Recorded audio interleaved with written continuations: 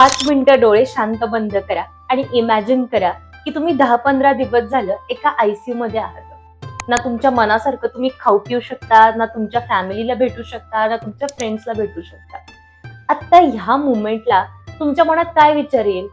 पैसा, relationship, job याचा विचार येईल की फक्त माझ्या फॅमिली सोबत बसून गप्पा गोष्टी करायच्यात, एका जुन्या मित्रासोबत बसून एक कप चहा प्यायचाय? मी नक्कीच सांगेन तुम्हाला फक्त फॅमिलीला वेळ देऊ वाटेल, मित्राला वेळ देऊ वाटेल, कारण दॅट इज लाईफ ना.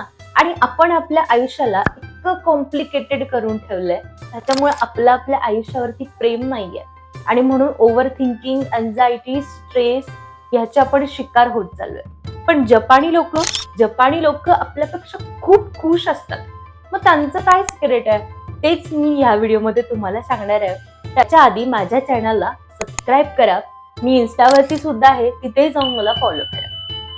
आता जपानी लोकांचं काय रहस्य आहे, तर जपानी लोक एका फिलॉसॉफीला फॉलो करतात.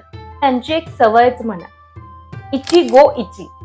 याचा अर्थ आहे दिस मोमेंट विल नेव्हर कम. म्हणजे हा जो दिवस आहे, तू जो जगतोयस तो परत कधीच येणार नाहीये. म्हणजे तू आज उगवत्याला सूर्य जरी बघतोयस, तर हाच उगवत्याचा सूर्य ना तुझ्या आयुष्यात परत कधीच येणार नाही.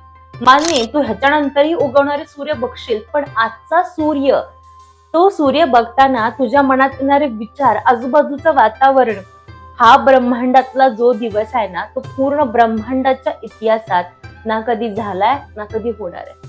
फील दिस मोमेंट. एक कप कॉफी पिताना सुद्धा ना इतकं मन गुंतून आजूबाजूचं वातावरण बघत, एखादी खिडकी जर असेल तर ती उघडून बाहेर चालणारी माणसं, रस्त्यावरून फिरणारी मांजर, कुत्रं, झाडं, फुलं हे सगळं बघत जो फील करत कॉफी पितो ना, तो कधीच असं म्हणणार नाही की मी माझ्या आयुष्यात खुश नाहीये. जपानी लोक प्रत्येक मुमेंटला, अगदी छोट्यातली छोटी मुमेंट इतकं छान सेलिब्रेट करून जगतायत ती लोक. आणि आपण काय करतोय? आपण फक्त सर्व्हाइव्ह करतोय. ऍक्च्युअल मध्ये जपानी लोक जी आहेत ना, ती आजच्या दिवसात जगतायत, ह्या मुमेंटला, ह्या सेकंदाला जगतायत. आणि आपण काय करतोय? आपण एकतर पास्ट मध्ये जगतोय किंवा फ्युचर मध्ये जगतोय. इचिगो इची ही फिलॉसॉफी सांगते की माणसाला हा जो जन्म मिळालाय ना, तो आनंद घेण्यासाठी मिळालाय, ह्या प्रत्येक मुमेंटला फील करण्यासाठी मिळालाय. आज मला सांगा, आपण आपल्या फॅमिली सोबत बसलो असताना किती लोक असे आहेत की जे अजिबात मोबाईलला हात नाही लावत आहेत. पूर्ण फोकस त्यांचा फॅमिली मेंबर जो काय बोलतोय याच्यावरती असतो. मी सांगते 5% सुद्धा अशी लोक नसतील. मग आपण का म्हणतोय की मी माझ्या आयुष्यात खुश नाहीये किंवा मला स्ट्रेस आलाय? कारण आपण ह्या मुमेंट वरती जगतच नाहीये. आता समोर काय चाललंय ह्याच्याशी आपलं काही देणं घेणं नसतं. आपल्याला फक्त आपल्या पास्टशी आणि आपल्या फ्युचरची, जे की एकतर घडून गेलंय आणि एक होणार आहे, पण व्हॉट अबाउट अवर प्रेझेंट ह्याचा कोणीच विचार करत नाही.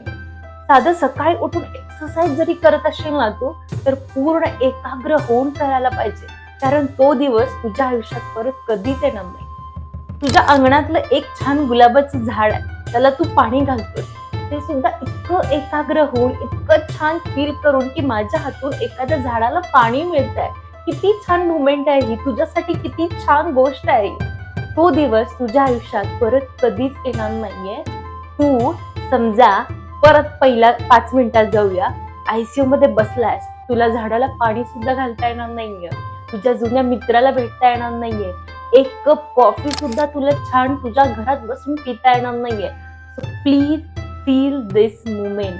कारण का, कल हो ना हो.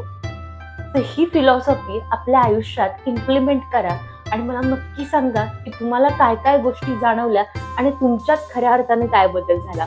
अशाच फिलॉसॉफी, माइंडसेट, हॅबिट वरती जर तुम्हाला व्हिडिओज ऐकून तुमचं आयुष्य दिवसेंदिवस बेटर बनवायचं असेल, तर प्लीज माझ्या चॅनलला सबस्क्राईब करा. आणि हो, मी इन्स्टावरती सुद्धा आहे, कॉल मी रेवा नावाने, तिथेही जाऊन मला फॉलो करा. कारण रेवाला फॉलो करणं म्हणजे प्रो लेवलच्या माइंडसेटला फॉलो करणं. भेटू लवकरच. तोपर्यंत काळजी घ्या आणि आय ऑलवेज विथ. जय श्रीराम.